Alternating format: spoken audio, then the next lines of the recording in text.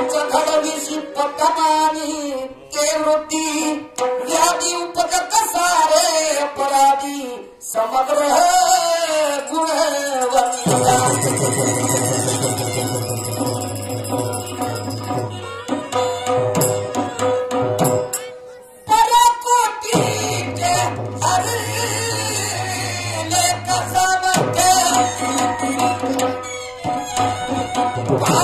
कलियुगाचे अनर्थ आणि निर्मिती पैसे निर्दयी धूत समग्र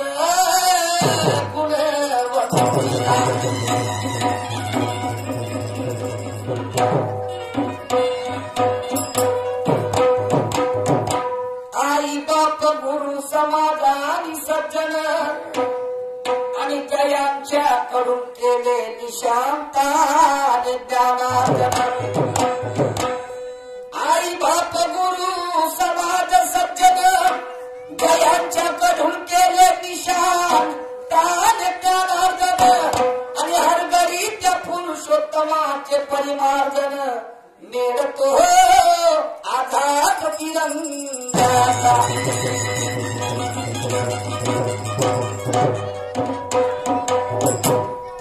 माय बापू मीच नव्हे या पृथ्वीच्या पटवर जो जो मनुष्य प्राणी जन्मास आला. मनुष्य प्राणी म्हणजे काय? बुद्धिमान प्राणी म्हणून याची गणना केलेली आहे. अनेक प्राणी आहेत पण मनुष्य प्राणी हा बुद्धिमान आहे. आणि हा मनुष्य प्राणी जेव्हा कधी शुभ कार्याला आमचे गुरुवर्य आदरणीय नागोरावजी भगत साहेब यांचं आगमन झालेलं आहे. मी या ठिकाणी त्यांचे शब्द शोभनाने स्वागत करतो आहे. तर तो जेव्हा या शुभ कार्याच्या प्रसंगी सुरुवात करते आहे त्या अगोदर तो आपल्या आराध्य देवताला अभिवादन करते, त्याचे पूजन करते, मागणं मागते परमेश्वरा मी जे काही कार्य करत आहे बाबा याची जाणभान तुला आहे आणि या कार्यासाठी तुझ्या आशीर्वादाची गरज आहे. हे कार्य माझं सेवकासने सफळ होऊ दे. शायरीच्या रीती माझ्याप्रमाणे पहिला मागता माझ्याकडे भगवंताला निघाले आणि त्या गणेश भगवंताकडे शिकण्यासारखं आहे. आणि म्हणून मी प्रारंभिक गणासाठी पुरातन चाल घेतलेली आहे. जरा गोड करून घ्या. हो क्या बात है. बेशक तुम मेरी मोहब्बत हो आए बेशक तुम मेरी मोहब्बत हो आए बेशक तुम मेरी मोहब्बत हो आए बेशक तुम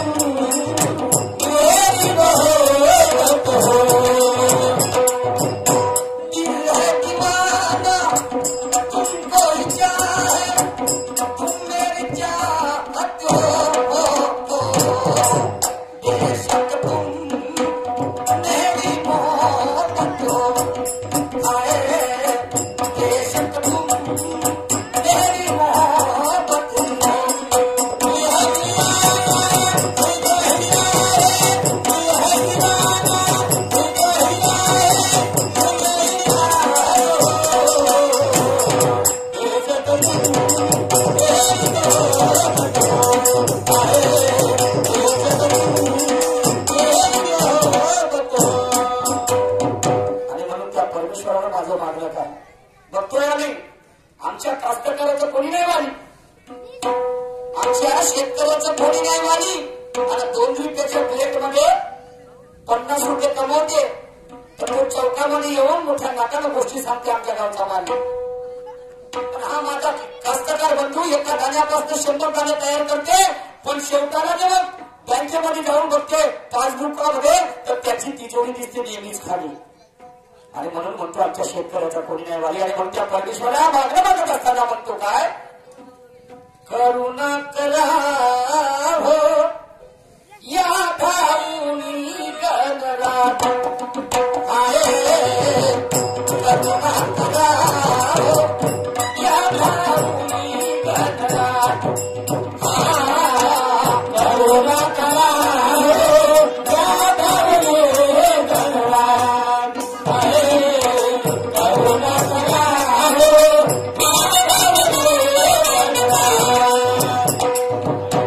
विश्ववंदे मी वंदित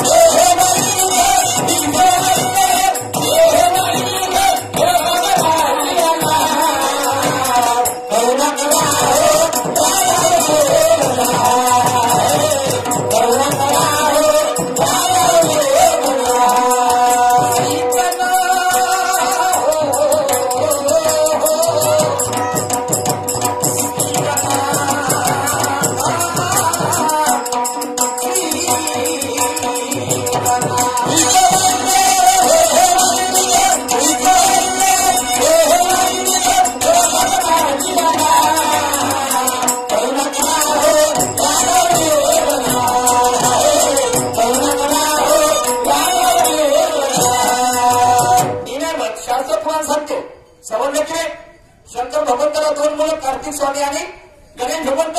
परंतु गणेश भगवंतांना आई वडिलाच्या चरणाजवळ संपूर्ण काही मिळवलं आणि सांगितलं त्यावेळेस त्या काळामध्ये की आई वडिलासारखं दैवत जगाच्या पाठीवर कोणतंही मोठं नाही. तरी काय होते संत सुद्धा म्हणतात सारं जग पूर्ण होतं नाही आणि आई वडिलासारखं तीर्थ या जगाच्या पाठीवरती नाही. पण जन्म देणाऱ्या बापाला छळते. या आमच्या भारतामध्ये वस्तुस्थिती काय चालू आहे? जन्म देणाऱ्या बापाला छळते जाऊन मंदिर उघडं पडते. जन्म देणाऱ्या बापाला छळते जाऊन मंदिर उघडं पडते आणि बायकोची भाड खाय देशी दारूच्या दुकानात जाऊन सोडते. तर मांडायला तेवढ्यावर तो मारधानी धुळ्यावर ना ममताजी माऱ्यावर आणि अशी रीत चालू आहे बंधून या भारतामध्ये वाऱ्यावर. समजलं की नाही? या काळात विज्ञानाने लई प्रगती केली. पण आमच्या या जन्म देणाऱ्या म्हाताऱ्या मायबापावर वेळमोठी खराब आली. या आमच्या जन्म देणाऱ्या म्हाताऱ्या मायबापावर वेळमोठी खराब आली. ते कशी? जिवंतपणी सेवा करणं होत नाही. पण मेल्यावर पळसाच्या डोळ्यानं पाणी पाजते. जिवंतपणी सेवा करणं होत नाही पण मेल्यावर पळसाच्या डोळ्यानं पाणी पाजते. आणि ज्या मायबापानं जन्मात घातलं त्याच मायबापाने म्हातारपणी लाथा मारते. ते पोरग लाथा मारते आणि दुसरीकडे काय करते? 50,000 विलायती कुत्र घेऊन आणते. 50,000 विलायती कुत्र घेऊन आणते आणि त्याच्या धुंगाच्या मागं सेक्युरिटी गार्डसारखं पूर्ण अंगावर दोन्ही फिरते आणि आमच्या म्हाताऱ्या मायबापाले म्हातारपणी अनाथ आश्रमामध्ये टाकते. आणि तेच पोरग काही दिवसाच्या नंतर एका जवान पोटीच्या प्रेमामध्ये पडते आणि तिने म्हणते सांग तुले का लागते. तिच्यासाठी संपूर्ण काय अर्पण करते. आणि जेव्हा हे पोरग त्या पोरीसोबत लग्नाची गोष्ट करते तर ते पोरगी दुसऱ्या धगड्याला घेऊन पडते आणि मग म्हणते आता वाचकामर. आता बापू वाचकामर भाड्याचं घरनं खाली कर. जशी केलास करणी तसाच बापू भर. आणि म्हणून मग तो कोणी नाही कोणाचं अंती जाणे वेगळ्याचं हा विचार निशांच्या मनाने पक्का ठसला. पण या ठिकाणी देहाची मत बदला टोकाचा दिसला. पण काय सांगू भाऊ युवाईनी सगळं फसला. तो कसा?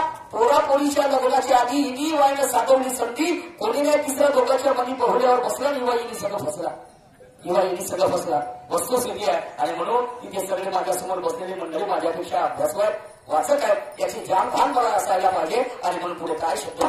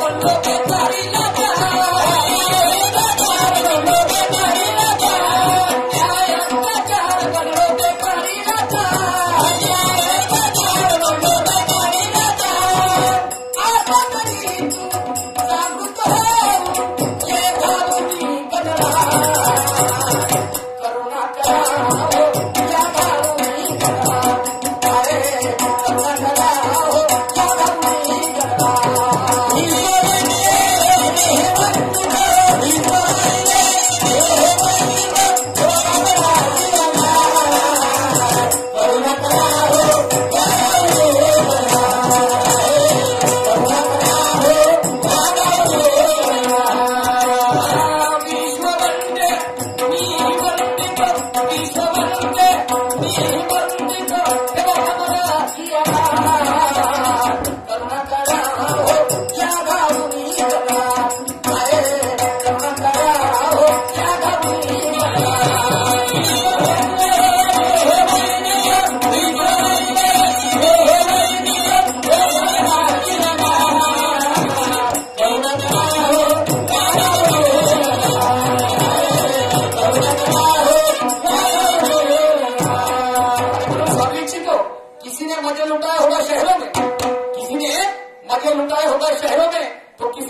दुनिया पाई होगी गाँव में, कोई कोई मदहोश होंगे अपने महबूबा के बाहों में, मगर हमने तो जन्नत देखी अपने माँ बाप के पाहों में।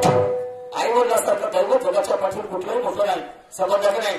आणि म्हणून आई वडिलांची सेवा करा, नाही का? नाही तर मग काय आमच्या जीवनाला काही किंमत नाही, धोरण असं सुद्धा जीवन जगतात हो. आणि म्हणून ऐका पुढे काय म्हणतो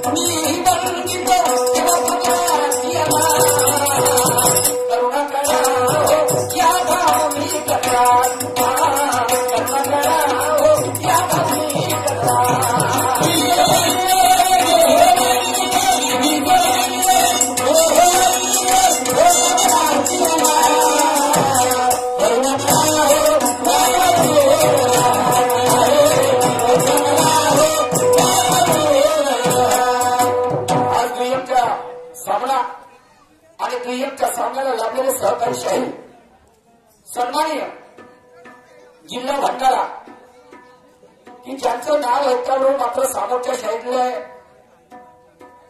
घाम फुटल्यासारखं होतं, चरचर घाम येतो. होजी मी तर त्याच्याबरोबर कार्यक्रम असला म्हणजे बीपीच्या गोळ्यासोबतच ठेवतो, एकतर त्याची बीपी कमी होत नाही तर वाढत. असे पूर्ण शाखेचे चॅम्पियन शहीद सन्माननीय आर्यनजी नागदेव साहेब यांच्याबरोबर हा प्रियमचा सामना आहे. आणि बसलेल्या लोकांचा, प्रेक्षक लोकांचा कल असते, समज असते. शाहीर लोक हे विद्वान असतात, यांना शास्त्र पुराणाची माहिती असते. त्यामुळे कुठेतरी डाव त्याच्यावर गंमत यावी या दृष्टिकोनातून एक शाहीर दुसऱ्या शाहीरवरती प्रश्न रूपाने डाव करत असते. पहिली फेरी माझी असल्यामुळे मी मान्यवर शाहीर साहेबांना एका प्रश्नाची विचारणा करतो आहे की तुमच्या गावासारखं एक गाव या भारतामध्ये बंधुजन आहे. त्या गावामध्ये अनेक लोक होते, परंतु एक 5 लोकांचा परिवार होता त्या गावामध्ये. त्या 5 लोकांच्या परिवारामध्ये ते कुटुंब असं होतं, दया, क्षमा, शांती, मैत्री, प्रेम, करुणा, कुशल कर्माने चालणार कुशल कर्माचं कुटुंब होतं. तर एक दिवस काय झालं, बापाला पोराबरोबर शेतात काम पडलं. त्या परिवारामध्ये कोण होतं? माय, बाप, पोरग, बहीण आणि त्या पोराची पत्नी. तर बापाला काम पडलं शेतामध्ये. तर बाप आणि पोरग शेतामध्ये गेलं. बाप या कोणत्यावरती काम करत आहे, तर काही अंतरावर त्या शेतामध्ये पोरग काम करत होतं. तर काय झालं, काही वेळाच्या नंतर एक तिथे विषारी साप आला आणि त्या सापानं त्या पोराच्या पायाला चावा घेतलं. पोरगा जागच्या जागी मृत्यू. बाप म्हणे आता माझं पोरग इथं काम करत होतं, कुठं गेलं असं दिसत नाही. आणि म्हणून जवळ जाऊन बघते तर पोरग मृत अवस्थेमध्ये होतं, मेलेल्या अवस्थेमध्ये होतं. परंतु बापाच्या रोडातून अश्रूच्या धारावा आला नाही. बाप भावनात्मक झाला नाही. त्याने काय केलं, ते संपूर्ण शिवार फिरला आणि शेणी, गोवऱ्या, काळ्या, लाकूड फाटे जमा केले आणि स्वतःच्या पोराचं शरण घेतलं आणि त्या शरणावरती स्वतःच्या पोराला ठेवलं. त्याच गावातील एक व्यक्ती वाटसरू जात होता. तर हा बाप धावत धावत त्या वाटसरूकडे गेला आणि म्हणायला बसला, दादा थांब म्हणे, माझ्या घरी तू गावाकडे चालला तर माझ्या घरी सांगशील म्हणे ते एक टिफिन म्हणजे जेवणाचा डब्बा घेऊन यावा म्हणून असं सांगशील म्हणे. तो वाटसरू गेला, सांगायला बसला. ते घरचे लोक समजदार होते म्हणे, अजूनपर्यंत एका तासासाठी काम करण्यासाठी गेले आणि असं होऊ शकत नाही म्हणे. म्हणे काहीतरी डालने कुछ काला आहे, काहीतरी घडलं म्हणे. आणि म्हणून ते चारही व्यक्ती शेताकडे निघाले. तर बघतात तर काय शरण रचलेलं होतं. त्या शरणावर त्या पोराला ठेवलं होतं. तर माय सुद्धा दुःखी झाली नाही, त्या पोराची माय सुद्धा दुःखी झाली नाही, बहीण सुद्धा दुःखी झाली नाही, त्या पोराची पत्नी सुद्धा दुःखी झाली नाही. आणि आता अंगार लावतच त्या चितेला इतक्यामध्ये संन्यासी मनुष्य तिथे आला. भगवे वस्त्र घालून संन्यासी मनुष्य तिथे आला. म्हणे, तुम्ही कोणाचा मर्डर केला रे? आणि हे काय करून राहिले तुम्ही? नाही म्हणे, आम्ही कुणाचा खून केला नाही, मर्डर केला नाही. मग हे कुणाची आहे? तर म्हणे, बाप म्हणायला बसला, माझा मुलगा आहे एकुलता एक. तुझा मुलगा? तरी तुझ्या डोळ्यामध्ये अश्रूच्या धारा नाही, तू भावनात्मक नाही, तुझ्या चेहऱ्यावर नाराजी नाही. मायेला विचारते, तू कोण आहेस ग? म्हणते, मी याची माया आहे. म्हणते, तू सुद्धा दुःखी नाही का ग? तुझ्या उदरातून एक बाळ जन्मास आला, तो आज मरत आहे तुझ्या समोर. मग विचारते त्या पोरीला, तू कोण आहेस ग? मी म्हणते, बहीण आहे. म्हणते, अरे बापरे, बहीण भावासारखं प्रेम जगाच्या पाठीवरती नाही. तू एकुलती एक बहीण, तुझा एकुलता एक भाऊ तुला सोडून गेला ग, तरी सुद्धा तू दुःखी झाली नाही. परत पुन्हा मग विचारते ते एका पोरीला, तू कोण आहेस? म्हणते, मी यांची अर्धांगिनी आहे. म्हणते, बायको आहे. म्हणते, अरे बापरे, तुझा एकुलता एक पती गेला आणि तू सुद्धा दुःखी झाली नाही, भावनात्मक झाली नाही. हा प्रश्न जेव्हा त्या संन्याशाने त्या पाचही लोकांना केला तर त्या पाचही लोकांनी त्या संन्याशाला उत्तर काय दिलं आणि ही गोष्ट कुठली, त्या गावाचं नाव काय, ते पाच व्यक्ती कोणते? पण मानू का शाळेचा मार्फत? नाही मानू का? आणि मला अपेक्षा आहे तुमचं रक्त खानदानी आहे, मला जाणीव आहे. हो, समजलं का? आमचं काय बुधवार 8 दिवस कहा राजा भोजूर कहा गंगोतेरी, समजलं का नाही? आणि गाणं आहे ते, ज्याची होती त्याने नेली. आणि मला अपेक्षा आहे की तुम्ही माझ्या प्रश्नाचं तंतोतंत समाधान करा. बापू भाऊ वो तुम्हारे सावंगी त्यांच्याकडे 50 रुपयाचं प्रेम पुष्प आलं, त्यांच्यासाठी जोरदार ताळ्यावर बंधू झालं. अरे बजावणे चिंपूसी मत करो, ते नश्वर शरीर एक दिन माती मट्टीने जाणार आहे. समजा पुरस्कृत करणं सुद्धा महत्वाची गोष्ट आहे. हो, ऐका शेवटच्याकडे काय होतं ते.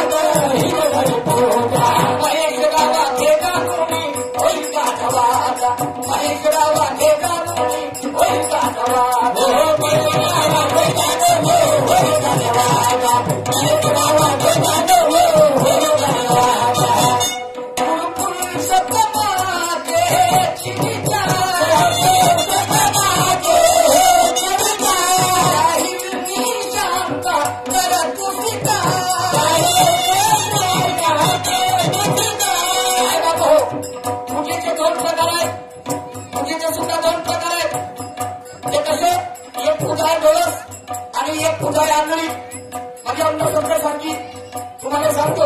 आणि म्हणून तुकोजी महाराज म्हणतात मंदिरामध्ये नाक दाबून भक्ती करण्यापेक्षा मातीचे काटे उठला आणि हेच तीर्थस्थानावर. आणि यावरून तुम्हाला सगळ्यांना विचार करायचा आहे की आम्हाला कुठे आमचं हित साधता येईल, आमच्या पूजेला कुठे ती किंमत मिळेल, नाही काय? आणि म्हणून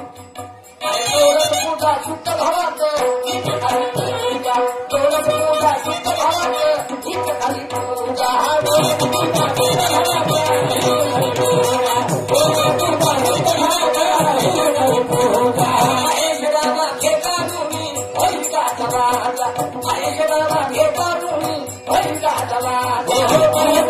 घेता